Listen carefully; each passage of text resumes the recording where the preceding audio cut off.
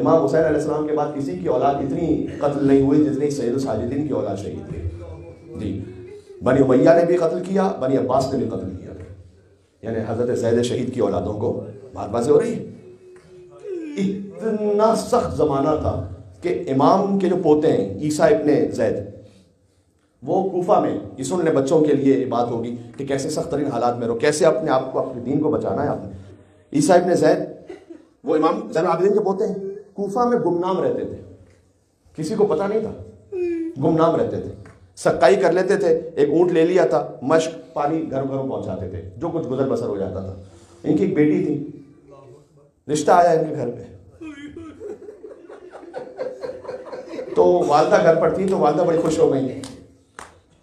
عیسیٰ بن زید کی زوجہ جب یہ گھر آئے تو انہوں نے بتلایا کہ والدہ یعنی بیٹی کی والدہ نے بتلایا کہ ہمارے ہاں ہماری بیٹی کا پیغام آیا ہے. تو ایک حجرے میں گئے اور مصلی بچھا کر یا اللہ سجدے میں کہتے تھے پروردگار اب کیا یہ امتحان ہوگا کہ زین العابدین کی پوتی کوفیوں میں بیائی جائے گی؟ پروردگار اس دن کو دیکھنے سے پہلے میری بیٹی کو موت دے دے تو. بس ابھی حجرے سے باہر نکلے تھے کہ ان کی دختر کی وفات ہو گئی. تو ماں بڑی مضطرب تھی, تو تسلی دیتے ہوئے کہا کہ بس جو امر الہی تھا وہ پورا ہو گیا.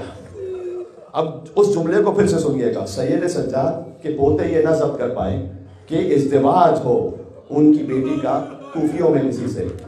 اب سوچو جب سکینہ کو کنیزی میں طلب کیا گیا زین العابدین علیہ السلام کے سامنے, تو امام کے قلب مقدس پر کیا گزری.